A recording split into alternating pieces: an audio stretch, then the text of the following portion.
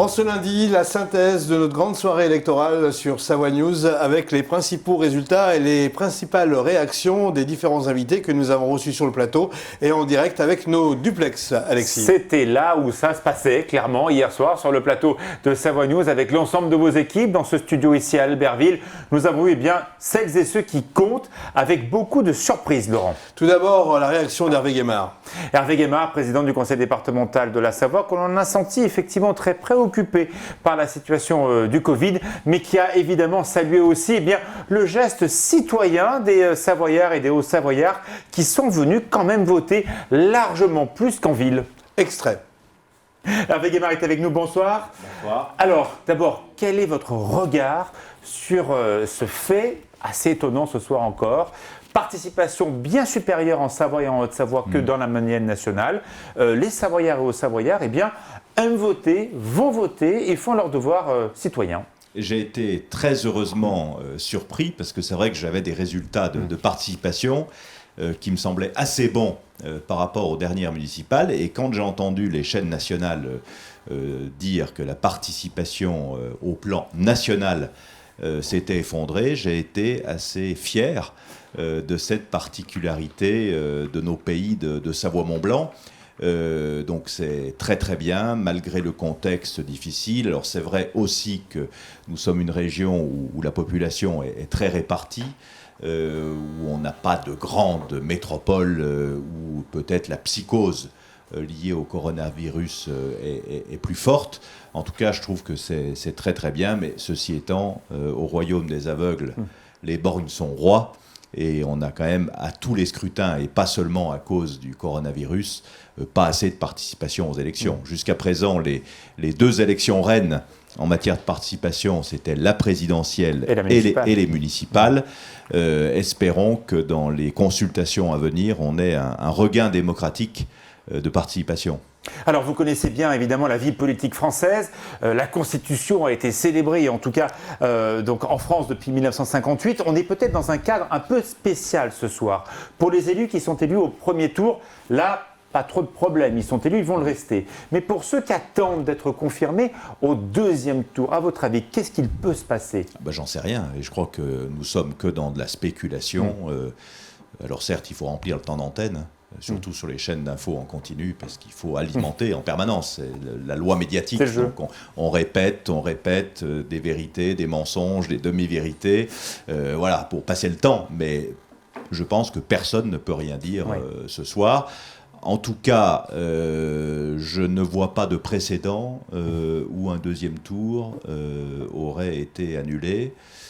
Je ne vois pas de précédent non plus où un premier tour aurait été annulé parce qu'un second tour l'aurait été. Donc, alors j'entends comme vous à la radio des constitutionnalistes, des gens très savants. Donc moi je ne suis pas professeur de droit, je ne suis pas constitutionnaliste, mais il me semble quand même difficile d'annuler l'élection de maires qui ont été élus conformément aux règles du code électoral. Et d'autant plus que dans l'ensemble des villages et des villes, les assesseurs étaient là, les organisations ont été faites. On ne va pas les refaire prendre un risque à tout ce personnel qui a fait bien le travail. Je pense qu'on ne peut pas en dire de plus ce soir. Moi, je voudrais saluer la très belle victoire de Frédéric Burnier-Framboret à Albertville, qui a fait une belle campagne, qui a un beau bilan et qui a prouvé qu'il était capable de gérer bien cette belle ville qu'est Albertville, saluer évidemment la réélection de Franck Lombard à Ugine, celle de Renaud Beretti et beaucoup d'autres aussi. Fabrice Pankouk à Moutier, qui a été largement réélu. 65%, je crois, ou quelque chose comme ça. Exactement. Voilà. Et Jean-Luc Bock également, qui vient d'être élu avec 64% des voix. J'en oublie beaucoup, donc je salue ceux qui gagnent et je dis courage à ceux qui ont affronté un deuxième tour. Et peut-être un petit mot pour Michel Giraudy, qui est en ballotage plus que défavorable ce soir.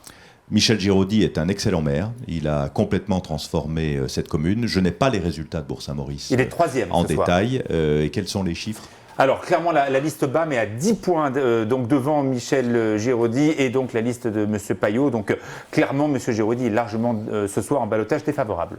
Ce qui montre que c'est les électeurs qui, par définition, ont le dernier mot. Mais moi, je voudrais rendre hommage à Michel Giraudy et à toute son équipe qui ont fait un travail formidable pour transformer cette commune. C'était Hervé Guémard qui était donc sur ce plateau hier soir.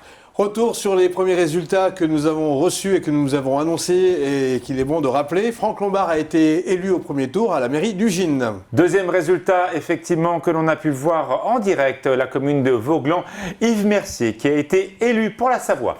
Nous poursuivons avec la mode Servolex où Luc Berthoud a été élu. Il était le seul candidat. Et il a été élu donc à sa commune. À Courchevel, c'était là aussi un grand derby avec plusieurs listes en programmation. Et Jean-Yves Pachou est aujourd'hui en ballottage favorable, mais il faudra un deuxième tour. Il faudra voir encore si ce tour aura lieu. À Mairie, c'est Nathalie Fontaine qui est élue au premier tour. Dans la commune des Bellevilles, alors il n'y avait pas trop de surprises car effectivement Claude Jay était déjà le premier adjoint d'André Plaisance, le maire de la commune de Saint-Martin-de-Belleville, et il a été élu donc en ce dimanche soir. Nous poursuivons avec Bourg-Saint-Maurice où Michel Giraudy est en ballottage défavorable. Et oui, effectivement, Guillaume Némur est très largement en tête. Michel Giraudy aura fort à faire pour essayer de l'emporter dans un deuxième tour. Il y a 3 listes encore en course. Nous poursuivons ces résultats avec Frontenex où Claude Duret est en ballottage favorable. Allez, toujours des résultats, donc on va pouvoir vous libérer. Donc, Combloux, effectivement, Côte-Chambet a été élu. Il était seul en liste pour ce village de 1000 habitants face au Mont-Blanc. On poursuit avec Saint-Gervais-les-Bains avec Jean-Marc Payex qui est élu au premier tour. Et c'est le meilleur score, d'ailleurs, Jean-Marc Payex, de toutes les élections des 2 départements avec quasiment 80% des voix. En Haute-Savoie, Châtel, Nicolas Rubin est élu au premier tour aussi. Et la commune des Gets, là aussi, il y avait un grand débat avec Henri Antonio qui est élu dès le premier tour. Nous poursuivons avec Évian-les-Bains et Josiane Lay qui est en ballottage favorable. Et effectivement, Josiane Lay qui va être très clairement élue dans la commune d'Évian-les-Bains. Nous poursuivons avec Saint-Jean-de-Maurienne où Pierre-Marie Charvoz a été battu. C'était une grande surprise qu'on a pu voir effectivement avec l'ensemble des élus présents dans les studios de Savoie News. À Albertville, il était sur ce plateau. Et nous allons le retrouver tout de suite avec un extrait de son intervention. Et avec nous sur ce plateau, l'un des événements de cette soirée, n'est-ce pas, Laurent Defour? Eh bien, juste à côté d'ici, nous sommes à Albertville, cette élection au premier tour. Frédéric Vignier-Framboret, vous gagnez au premier tour. On avait fait des perspectives peut-être un petit peu différentes dans certaines listes et finalement, vous avez vraiment installé votre politique en 2 ans et demi et vous êtes le grand gagnant, un des grands gagnants de ces élections municipales premier tour. Ben écoutez, merci pour ces remerciements. Effectivement, on a gagné, on est en tête dans les 11 bureaux de vote de la ville. Donc ça, c'est important aussi, ça veut dire qu'on est bien représenté sur tout notre territoire de notre ville. Et voilà, c'est une grande satisfaction et je remercie les Albertvillois et les Albertvilloises qui ont su nous faire confiance. On avait tout à l'heure sur ce plateau Martine Berthet qui nous a dit « Je suis particulièrement fier d'avoir cédé la place à celui qui a gagné ce soir ». Très bien, j'en prends acte. Comment avez-vous fait ? Comment on a fait depuis 2 ans et demi pendant lesquels j'ai été maire de la ville, on a bien travaillé, on a su montrer qu'on avait des qualités, qu'on était opiniâtre, qu'on était à l'écoute des Albertvillois et des Albertvilloises et je pense que le résultat de ce soir en est la preuve. Alors bien sûr, il y a d'autres élections qui arrivent devant nous, il y a des élections régionales dans 1 an, il y a des sénatoriales. Avant. Et oui, alors je sais pas. Moi j'ai été élu par les Albertvillois, pour les Albertvillois, donc... Mais ça vous donne pas envie d'aller plus loin ? Non, c'est pas dans mon ambition aujourd'hui, effectivement, c'est effectivement d'être le maire d'Albertville et de pouvoir continuer à les servir. Alors on rappelle que vous êtes à la fois entrepreneur et maire, les deux ont l'air de se mener facilement. Est-ce que ceux qui disent qu'il faudrait se consacrer uniquement à sa mairie, vous approuvez ce côté-là ? Je ne peux pas les approuver puisque depuis 2 ans et demi, je fais les 2 activités en même temps. Et ça fonctionne. C'est pas le problème, mais parce que je sais m'entourer aussi. Je suis pas tout seul. Un maire, c'est pas tout seul. Un chef d'entreprise, c'est pas tout seul. C'est avec des employés, c'est avec des agents. Et du coup, j'ai su m'entourer des bonnes personnes et voilà le résultat ce soir. On a parfois dit que vous n'étiez pas un vrai politique et que vous mettiez en place des méthodologies d'entrepreneurs à la mairie d'Albertville. Vous dites oui, vous dites non face à ce genre d'écho ? Tout à fait, je fais un mix en fait entre ce que je peux connaître dans le privé et ce qui se passe dans le public, mais dans les deux, en tous les cas dans ces 2 mondes, il y a des agents et des employés qui sont investis, qui sont compétents et qui travaillent pour servir au mieux les intérêts soit de la ville, soit de l'entreprise. J'imagine que vous allez poursuivre bien sûr votre politique dans le changement puisqu'une partie de votre équipe a été renouvelée. Oui, 2 tiers de l'équipe ont été renouvelés, mais effectivement, il faut amener de la nouveauté, il faut un nouveau regard également. Et puis, il faut de l'enthousiasme, du dynamisme. On a, je pense, un des plus jeunes élus de Savoie, avec Louis, qui a 18 ans et quelques mois. Et voilà, j'espère que ça, enfin, c'est pas que j'espère, je sais que ça va amener un bon dynamisme encore à notre équipe. Un regard sur les autres listes qui vous ont souvent montré du doigt, mais ce qui est souvent, je dirais, le schéma du maire sortant. Tout à fait. J'espère qu'avec ceux qui font partie du conseil municipal, on pourra travailler dans un climat un peu plus apaisé que ce qu'a pu être cette campagne municipale, en effet. Alors, vous n'avez jamais répondu aux critiques qu'on vous a faites durant cette campagne, c'était volontaire. Vous avez été presque sous silence, si je puis dire, et presque éteint sur le débat qu'on a pu voir. C'est une politique qui vous est chère ou c'est votre façon d'être ? Alors c'est ma façon d'être, et puis si je peux vous reprendre, c'était pas un débat en fait, c'était juste de mettre à charge des fausses rumeurs, des mensonges qui ont égrené toute cette campagne. Moi j'ai continué, j'ai présenté mon programme, ça fait 2 ans et demi qu'on travaillait, qu'on écoutait les Albertvillois. Ce que je voulais, c'est qu'il y ait un débat. Il y en a eu un avec une chaîne concurrente de chez vous. On a pu faire ce débat. Voilà, on aurait pu en faire d'autres. Ça aurait été beaucoup plus simple pour le débat démocratique. Quel est votre talent ? Vous êtes maintenant, un élu d'une grande commune de Savoie. Vous allez devenir, vous aussi, un politique de carrière ? C'est pas mon ambition, moi, la politique. Je fais ça par passion. J'ai mon entreprise à côté, j'ai ma société, c'est celle-là qui me fait vivre. La politique, moi, c'est juste, entre guillemets, une passion qui m'anime. Alors, c'est ce qu'on voit chez vous, à peu près le même type de caractère à Cluses, où le maire sortant, Jean-Philippe Mas, qui, comme vous, n'a fait que 2 ans, a été réélu au premier tour aussi à plus de 60% des voix. Peut-être un petit éclairage sur les autres élus que vous connaissez. Par exemple, une élue, Madame Annick Cresson, que vous connaissez, qui a perdu ce soir à Beaufort. Oui, effectivement, on sentait qu'elle était en difficulté. Elle a subi une grosse campagne aussi d'opposition là-bas dans le Beaufortin. Et je fais que constater ce fait. On revient sur votre nouveau mandat qui va commencer dans quelques jours. Quelles sont vos priorités que vous voulez mettre en place ? Et aussi par rapport à ce précédent, puisqu'on a quand même le coronavirus qui vient d'arriver, la Tarentaise est quasiment pas paralysée, la France entière, et ça va peut-être s'accélérer. Qu'est-ce que vous allez pouvoir faire en tant que maire ? Effectivement, comme vous le dites, sans trahir de secret, mais on a déjà beaucoup travaillé aujourd'hui au sein de la mairie pour anticiper les conséquences qu'il va y avoir avec ce désastre sanitaire qui s'annonce. Donc on a déjà commencé à travailler pour voir comment on allait organiser les services pour faire une continuité du service public malgré tout, pour pouvoir accueillir les enfants des personnels soignants, pour pouvoir assurer la sécurité aussi dans la ville. Donc malheureusement, les premières semaines vont être occupées à ça. Et puis après, on pourra, une fois que l'épidémie sera passée, on pourra, pour le coup, s'investir et travailler et reconstruire pour un beau futur pour Albertville, puisque c'était notre slogan de campagne. Voilà pour la réaction de Frédéric Brunier-Framboret, qui est élu au premier tour maire d'Albertville. Et sa première réaction dans ce studio de Savoie News qui est installé à Albertville, donc il est venu en voisin. Et d'ailleurs, ce score a été commenté très tôt dans la soirée par la sénatrice de Savoie, Martine Berthet, qui lui a d'ailleurs quelque part donné son fauteuil de maire avant de se présenter au sénatorial. On écoute Martine Berthet. Martine Berthet, on revient sur l'élection à Albertville. Vous avez été maire à votre tour. Vous aviez décidé de laisser le relais à Frédéric Brunier-Framboret. C'est une belle victoire pour, bien sûr, Frédéric Brunier-Framboret, mais aussi pour vous, quelque part. Oui, quelque part aussi pour moi, puisqu'effectivement, je lui avais cédé mon poste, donné le relais. Et c'est un bilan qui est bon, avec beaucoup de choses qui ont été faites pour Albertville.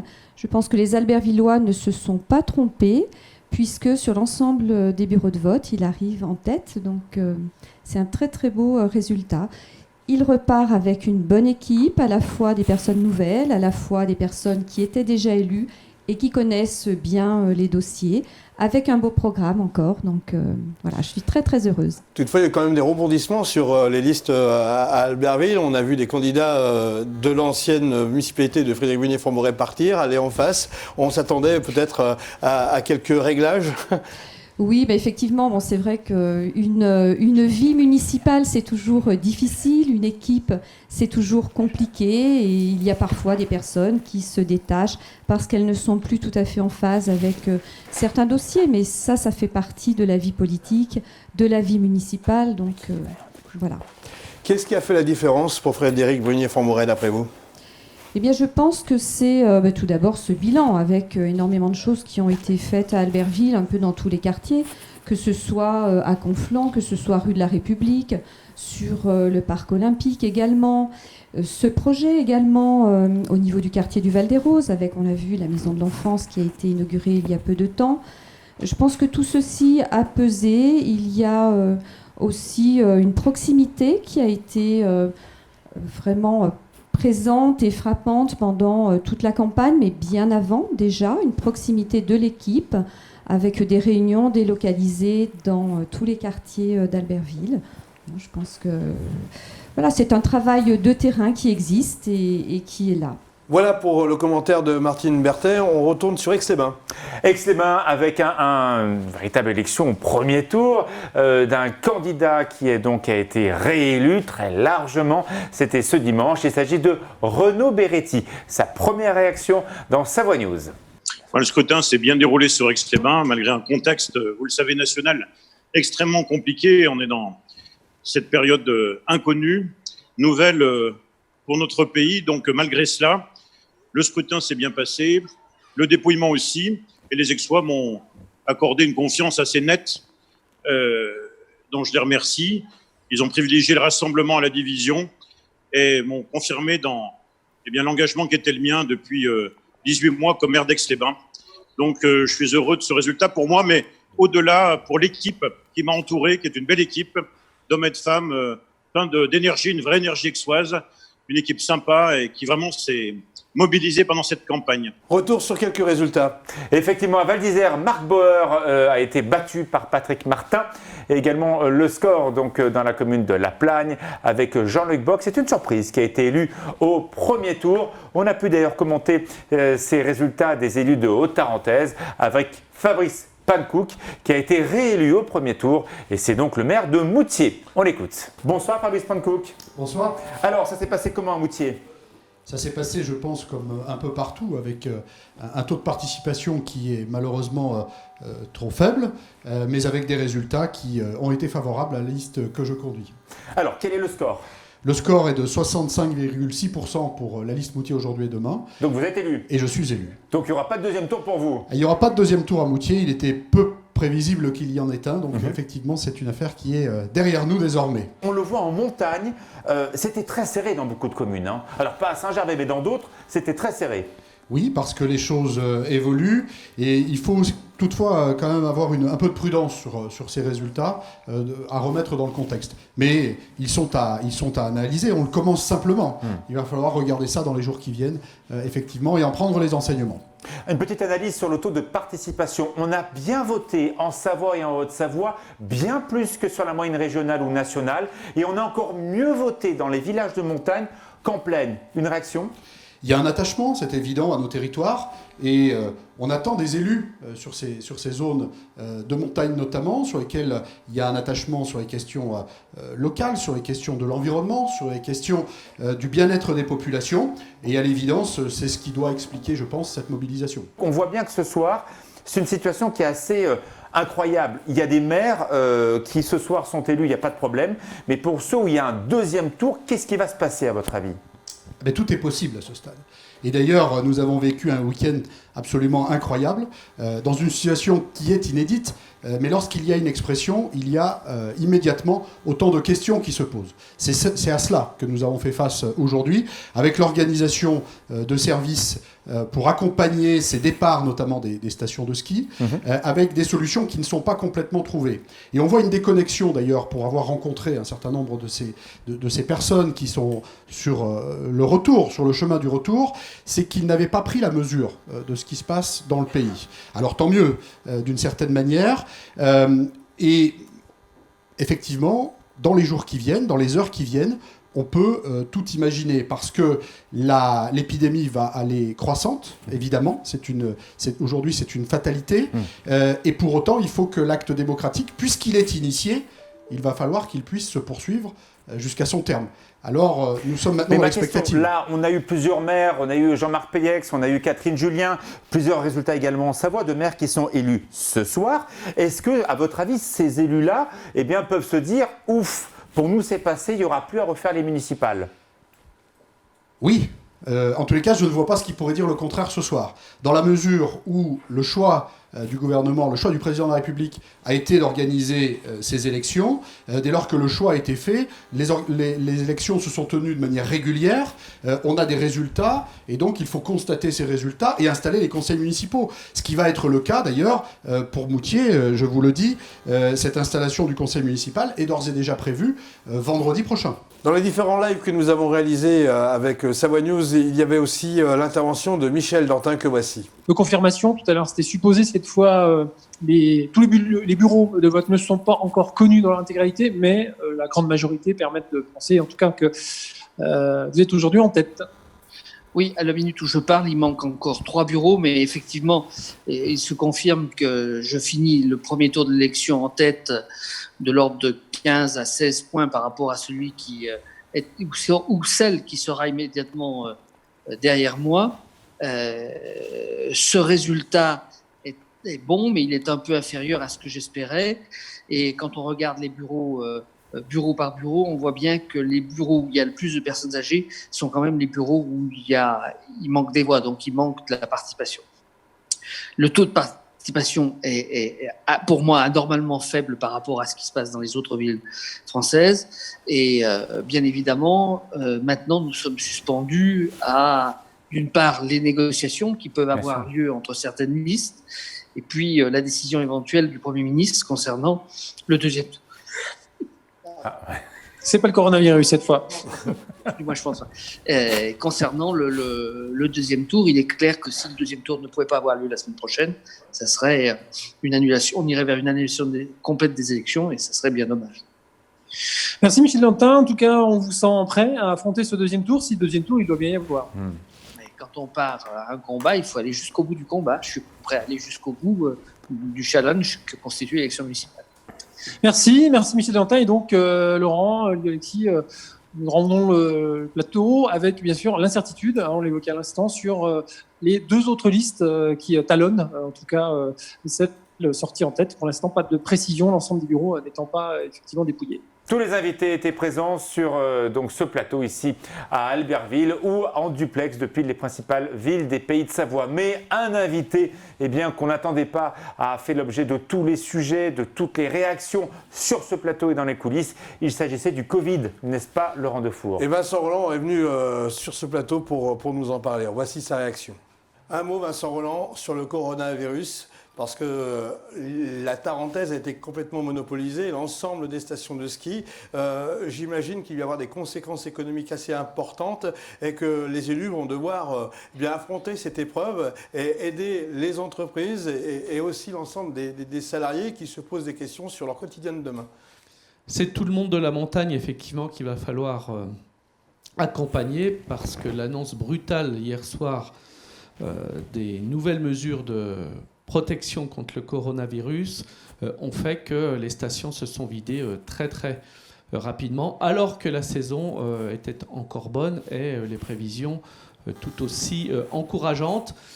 Pour ma part, j'ai saisi Bruno Le Maire il y a déjà une semaine de ces questions, puisqu'on avait quelques inquiétudes sur des annulations de séjours assez importantes. Bien évidemment, demain matin, je remonterai au filet pour que des travailleurs, des professionnels indépendants ne soient pas oubliés des mesures que le gouvernement a annoncées. Parfois, on a l'impression d'être un petit peu à part, en tout cas pas pris dans le flot général.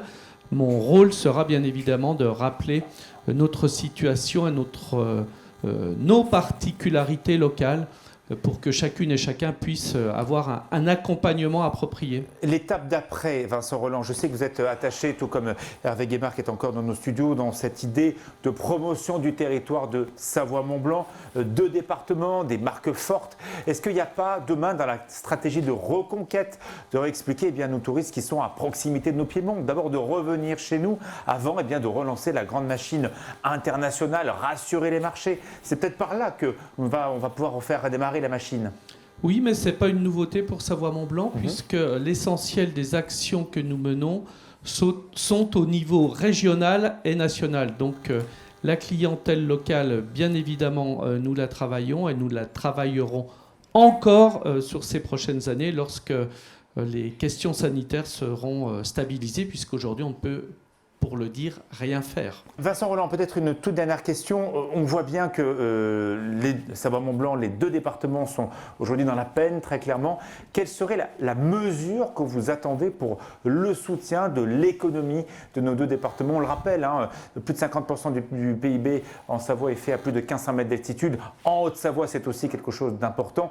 Quelle serait la bonne mesure pour soutenir l'économie locale? Pas qu'en station d'ailleurs. Ça ne sera pas la bonne mesure, c'est différentes mesures puisqu'on s'adresse à des professions, à des activités qui ne sont pas les mêmes. Et à partir de là, quand vous êtes travailleur salarié saisonnier, il y a des dispositifs autour du chômage à mettre en place. Quand vous êtes une profession indépendante comme les moniteurs de ski, il y a sans doute d'autres dispositifs à mettre en place parce que par définition, un indépendant ne touche pas le chômage. Donc tout ça est à réfléchir et à réfléchir assez rapidement. Ce qu'il faut faire, c'est, sur le plan sanitaire, traiter le sujet.